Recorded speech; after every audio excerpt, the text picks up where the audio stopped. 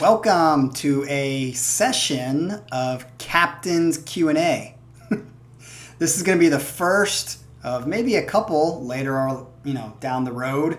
If there's more subscribers and more interest to this type of video, this is a chance to get to know me a little bit more than just my ideas on music or mental health or something like that. This is where you can ask me specific questions.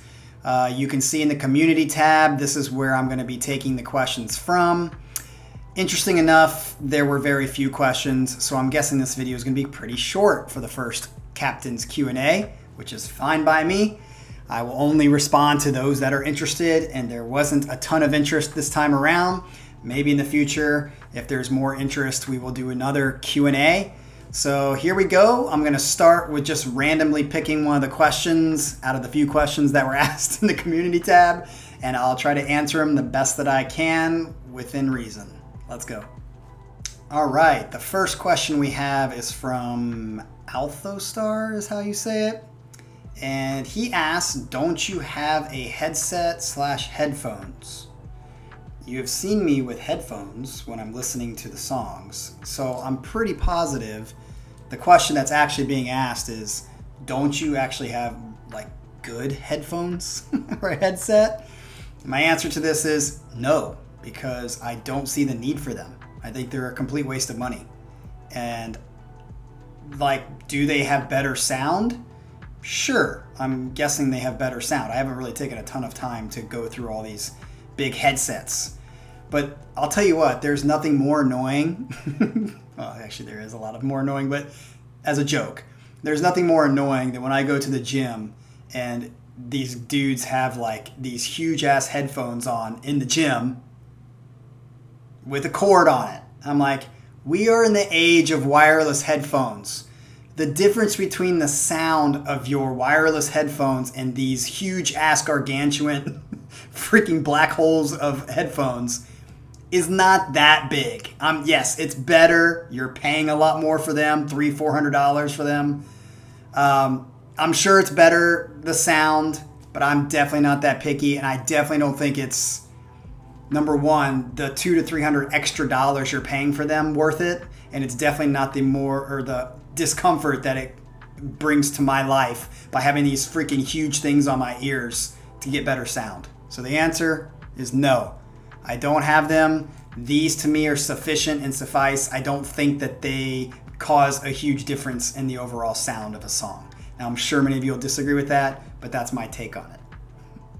All right, question number 2 comes from Sasha. Sasha has been a faithful commenter and subscriber to my channel. So 2 thumbs up to you, Sasha, because you watch not only my music reactions, you have also watched my other content reaction stuff.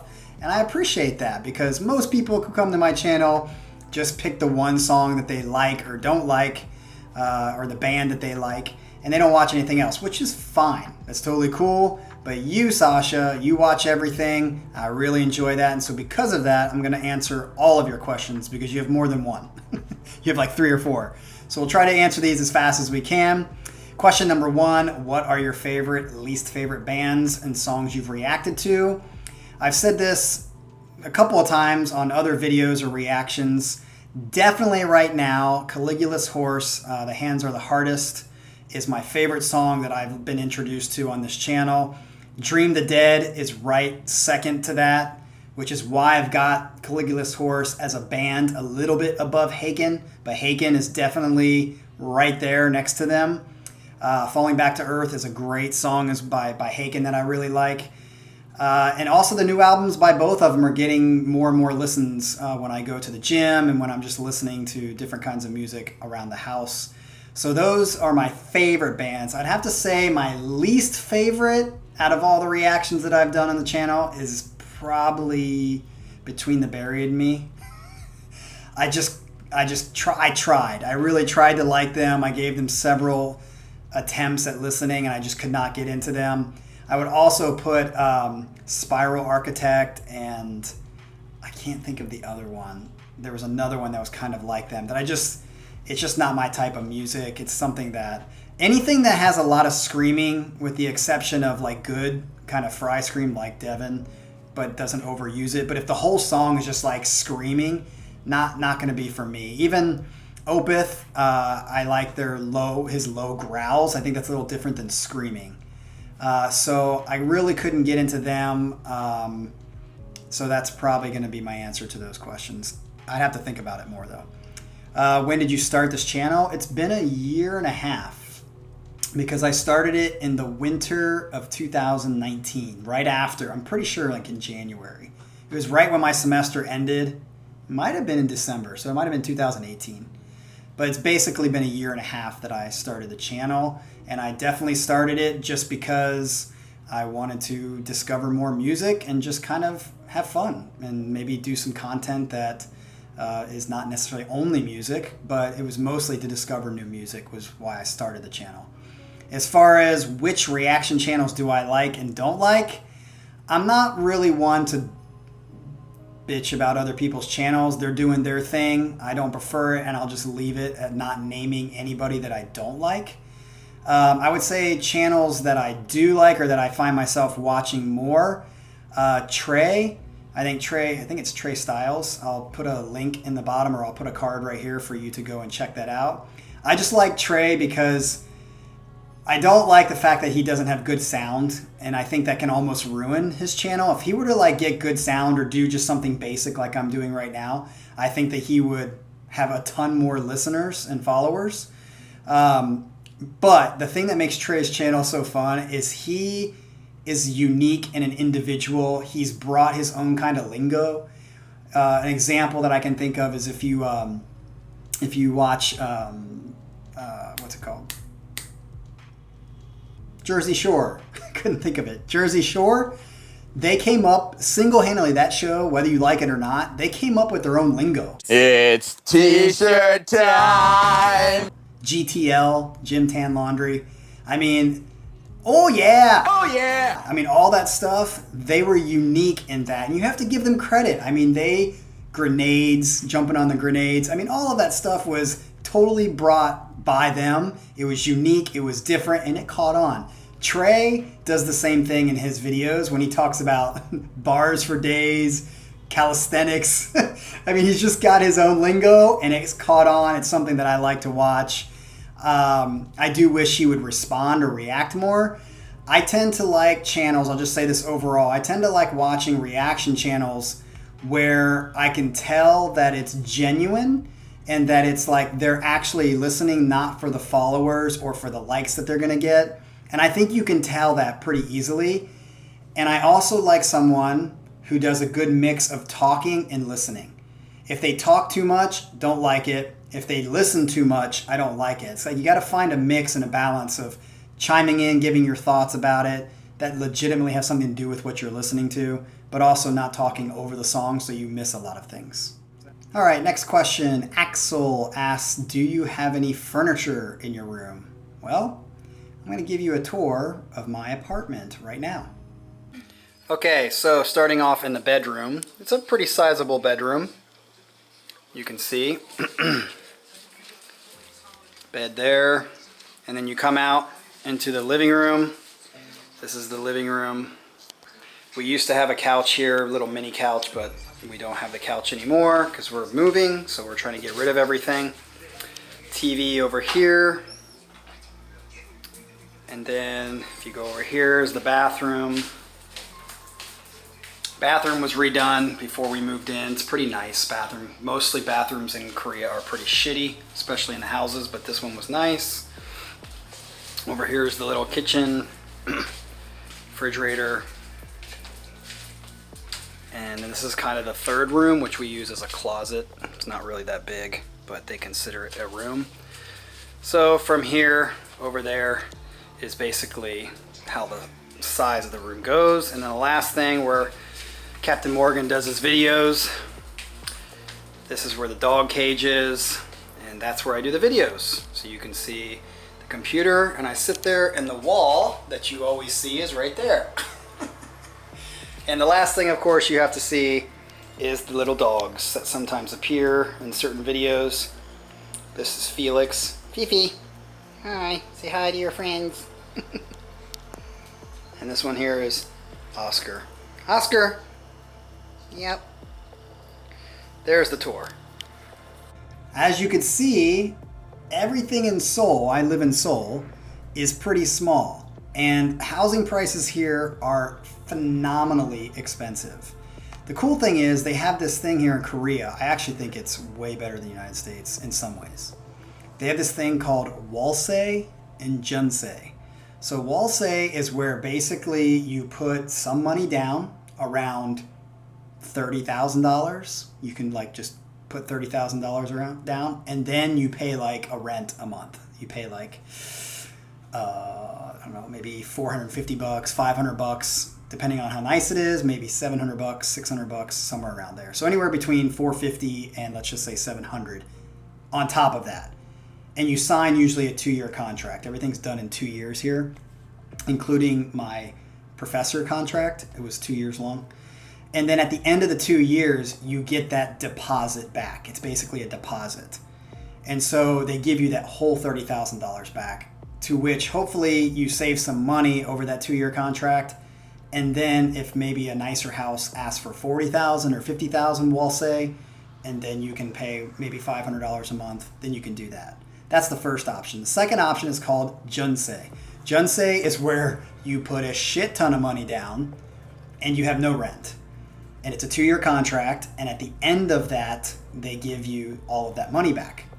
So I am currently in a Junse, and basically, this is going to be a little financial, but basically in Seoul, and this is on the lower end, in Seoul, we live kind of in the heart of Seoul, and we had to put $210,000 down.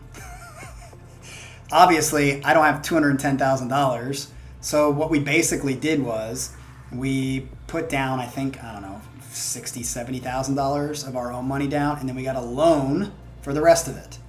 So that's like $130,000, $140,000, and all of that $210,000 goes to the landlord for 2 years. At the end of the 2 years, you can either stay there, re-sign, and usually if you re-sign, they try to up it to like another $10,000 on top of that, unless they're nice. And if you choose not to re-sign or do it again, another 2-year contract, and they have to give you all of that money back. And so basically, the way I'm living is we put in, $210,000, 140 of that is a loan, and we have to pay the interest on that loan, and that interest is somewhere around $400 a month. So basically, our rent is $400 a month to live in this place for 2 years. We've been here, and we've been at our place for 4 years, and then at the end of the contract, they give you all of that money back. I think this is a great system. It makes it possible to live in Seoul. Otherwise, if you actually had to buy and it was just rent, it would just be so high that you couldn't do that. So as you can see from the video, this is a tour. This is actually a medium size. There's what's called one rooms, which is just literally one room. Those are called officetels. They're expensive as well, usually for one person. If it's got to be 2 rooms or 3 rooms, you're going to be looking at $400,000 to $500,000, and it just keeps going up every 6 months in Seoul. It's just getting worse and worse. That's actually one of the big problems. Is if you don't know this, Korea actually has the highest debt-to-income ratio in the world, because most of it's going towards their housing. So most of their debt goes into their housing. So hopefully that answers your question about do I have any furniture. I just try to get a basic background behind me so it doesn't get distracting or anything like that. Hopefully that answered your question. Okay, the next question comes from Phenol Mech, I think is how you say it. It says, we know DT are your favorite band. What will be your top 5 band or any musical artist after DT? Well, definitely my second favorite band of all time would be Extreme. I think Extreme, even more than Dream Theater, has to be one of the most underrated bands of all time, especially Three Sides to Every Story. Their concept album is freaking awesome, especially the third side, which is The Truth. Those songs in The Truth are so well written, and I saw them actually here in Seoul. They did a great job. It was like 4 years ago that I saw them. They were doing just as good as they always have been, so I definitely have them as my second favorite band. After that, I'd probably put Caligula's Horse and Haken. Those two are definitely in my top 5 now since I've been listening to them, and I still have a lot more to listen by them. Then my 4th favorite band is going to be Future Primitive. Future Primitive is basically electronic music. I wouldn't call it dubstep because it doesn't get too dubstep-y, but it's very electronic, smooth. It just is awesome music. Every song by him, he does a great job at dropping the beat. I mean, when he drops it, it just is like so much good energy. And he has like repetitive, kind of verses, so to speak. But he does a good job at like taking those verses and subtly changing parts of the verse so that it doesn't become too repetitive, which usually happens with electronic music that I hate, is it just gets overly repetitive. He does a good job at mixing it up so it doesn't get completely repetitive. But he would probably be my 4th. And then my 5th, I know you guys are gonna crucify me for this, but I have to give Justin Timberlake a lot of credit because he just writes really good music. I would say his singing voice is just it's a little breathy, a little airy when he sings, but it's a unique voice. But his dancing is really, really good. His choreographer who helps him to come up with the dances to the songs is really good. And he just writes, and he writes most of his music, which is surprising, especially coming out of a boy band like NSYNC. And I remember when he was in NSYNC thinking, there's only going to be 1 or 2 of them that come out of it alive and actually continue careers, and he's now the only one out of that group that has continued a career, and rightfully so, because he's uniquely talented. And his music, even though he's in the pop realm, he writes more R&B and funk than he does pop, whereas like Michael Jackson, who he loved, Michael Jackson's more poppy, whereas this is definitely more R&B and funky, and he just got so many good songs. And he is writing most of those, which is rather cool because most of these cheesy pop artists don't write anything of their music, and they just steal other people's ideas and then just sing to them and dance to them.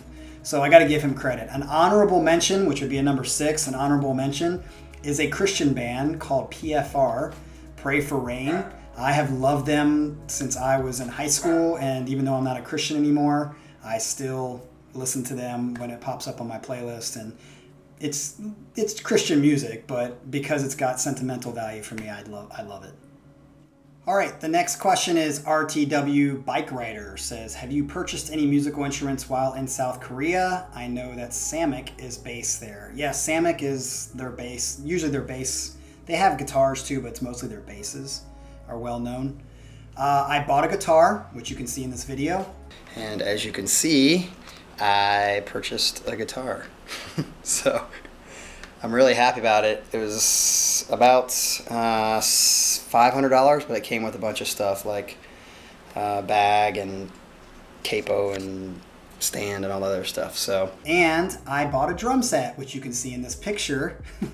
I ended up selling the drum set because I literally had nowhere to put it. It's not like in the US where you have a place to put your drums, because everything here is apartments. There's barely any single houses by themselves. So if you try to play drums in your apartment, the walls are paper thin, the floors are paper thin, you would absolutely destroy all of your neighbors, because even if you played on like an electronic kit, like a Roland TD kit in your house, anytime you played it, you'd be like erupting the whole building. Like anyone would be able to hear you. So you basically, what they have here is these practice rooms everywhere that you can just rent out for $10 for an hour or something like that, which is rather cheap, and they always have a drum set in there. So I bought this drum set, and then I found like even when I was playing with a band, I couldn't take it anywhere because they had their own drum set. So I just bought cymbals, and I'm actually trying to sell those cymbals right now. If any of you wants to buy them, let me know. I'll send them over post if it's not too expensive.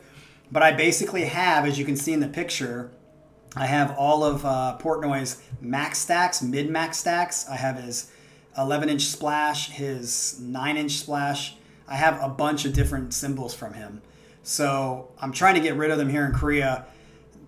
the thing about the musical instruments here is they're just ungodly expensive. There are certain things in Korea that are way too expensive. One of them is musical instruments. Electronics here are way, way too expensive. Computers are way too expensive. Even if they're Samsung, which are made here. I bought a Samsung here because I needed a computer because mine broke down. And I just bought one quickly because I needed to get one. And after I bought it, I checked online at Best Buy. And Best Buy, literally, the Samsung same exact laptop was half the price that it was here. And I bought it in fucking Korea. They always try to use in Korea, we got import charges, import taxes, so we have to...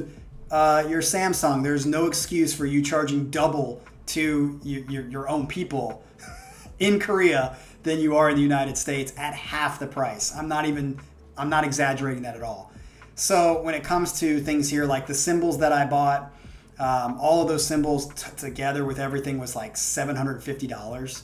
You would not pay nearly that much in the States for that kind of stuff. So there's certain things here that are way more expensive, and there's certain things that are cheaper. Food is one of those. Food here is overall a lot cheaper. You don't have a tipping culture here, so you don't have to tip for anything, which is so freaking nice. Side note, since I moved here, I have realized that tipping culture of the United States is a complete scam by the restaurants to make the customers who are already paying for the food pay for their workers as well. It's a complete scam. And that whole bullshit about, well, it actually makes them serve you better and you get better service. Nope. I've been living here for 9 years. The service is just as good, if not better, than in the United States. So that it's a scam. It's a complete, don't buy into it. And yes, I went through being a server at many different restaurants in my time before, during college, my undergraduate and graduate programs. So yes, I was one of those people that lived off of tips.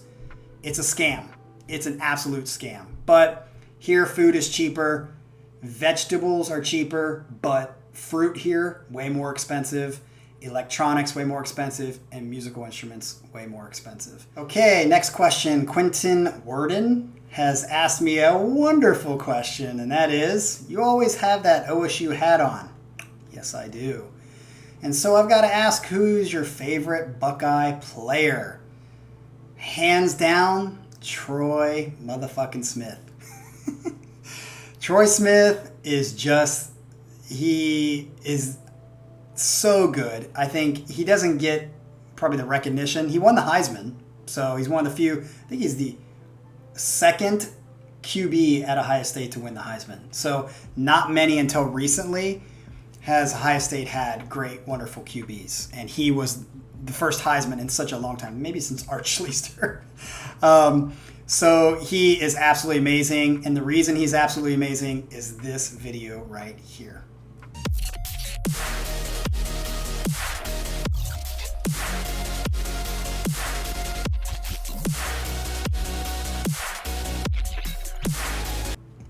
That throw, I mean, I love it when they show it from the back and that thing just fucking flies. That was a 52, 53, 54 yard pass on a dime. Dude was awesome. So he's definitely my best player. Who would be your best player in the comments? I want to find out who your best player is. I love all the players. I love a lot of them. There's some players I would rather kill. But definitely Troy Smith takes the Heisman. And he, Heisman in my book as well. And he's totally cool. Like he like if you ever listen to him in podcasts or in interviews, he's like straightforward. He doesn't fuck around. He talks about smoking weed and stuff like that. So I wanted him to succeed in the NFL, and he had a chance and he was going to get the starting job, but then he had like a throat problem, like a rare throat cold problem, and it literally ruined his chances to start. And I think he would have done not great, but he would have been a good starting QB if that had not happened to him, unfortunately. So this has gotten way longer again than I expected it to be. I thought this was going to be a 10-minute video because there weren't many questions, but I like to talk, I guess. So Thomas Schumann is the next question. He has like 8 questions. Because the time has run out, I can't answer all your questions, Thomas. Maybe I'll save some of them for the next Q&A when we have a next Q&A. So I'm just going to pick a couple of them. You asked, are you optimistic or pessimistic about the future of human life over the next century? Human life, yes. American life, no. I think America is quickly burning. I think America, and I just said this to a friend actually in a, not text message, but it's Voxer message, which is like a walkie-talkie app that you could just kind of talk back and forth with. That's not really a phone conversation. And we were talking about this, and luckily I'm married to a Korean, so we are coming back to the United States. As some of you know, we are moving back as soon as we possibly can, as soon as the freaking U.S. Embassy gets back to us on her green card.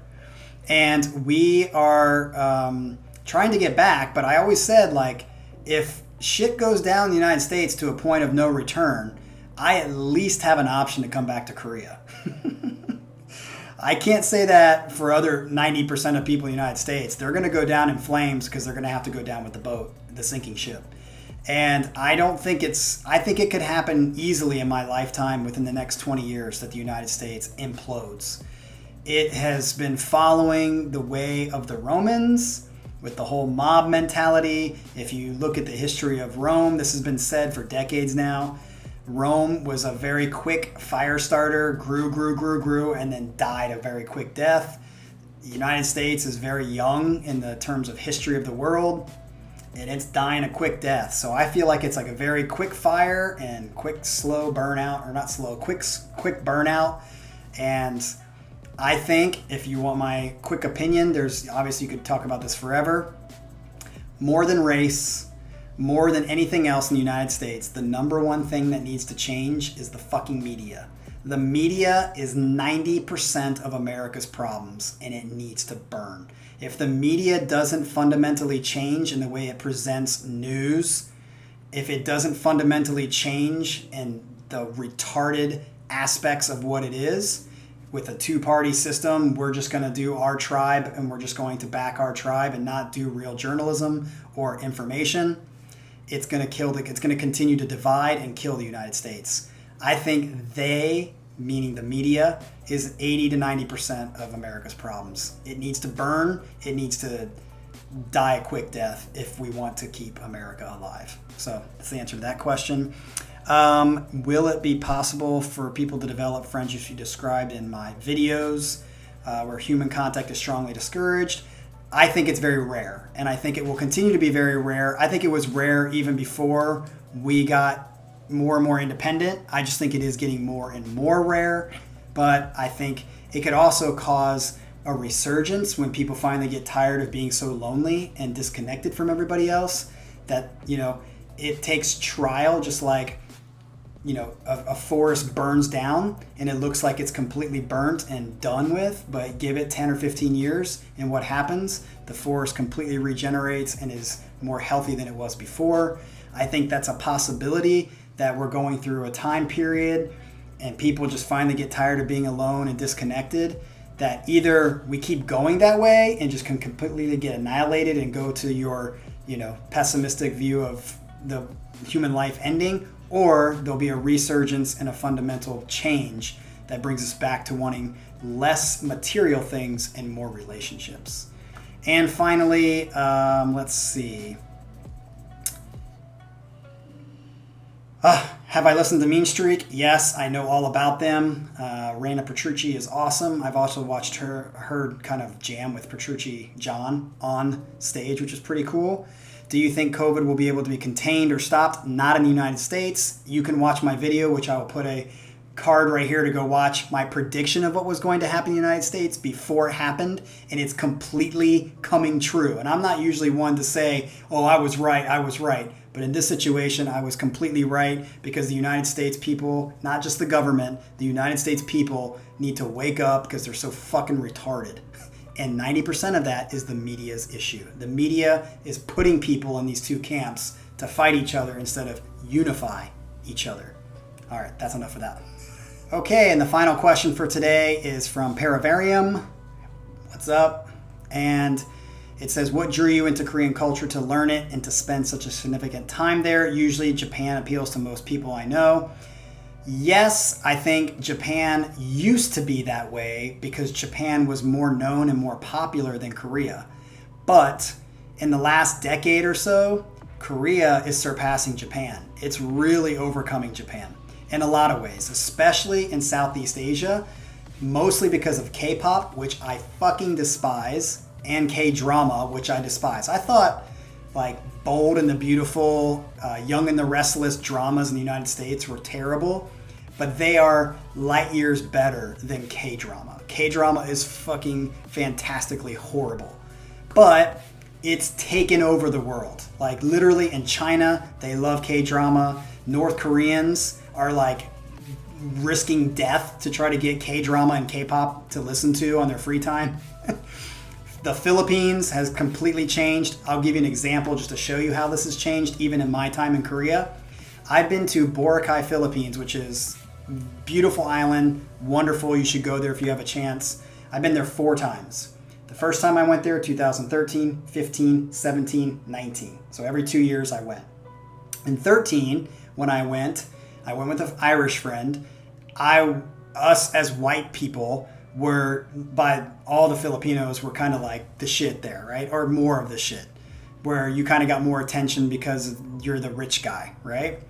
2015, just 2 years later, I went with a friend, and it was changing a little bit. Like I could just notice a little bit of a difference. But the main thing is, in 2017, I went with my Korean band members, my guitar player and my singer. And when we went, I'm not shitting you, all the Filipino girls were all over the Korean guys because of K-drama. Oh, we love K-drama. Oh my God, annyeonghaseyo. Like they just loved the Korean guys, and I was like second nature. It's like, oh, we don't care about the white guys anymore. It literally has changed that much in about 5 to 6, 7 years. So it, because of K-drama and K-pop, is taken over Japan as well known. I'd even say in the United States. If you ask a lot of United States people to name 3 Japanese dramas or 3 Korean dramas, they won't even be able to name the Japanese dramas. It has completely taken over Southeast Asia, and it's starting to get into the United States with Psy and his big hit, BTS and their big hits. It's taking over the world. But I did not come to Korea for that reason.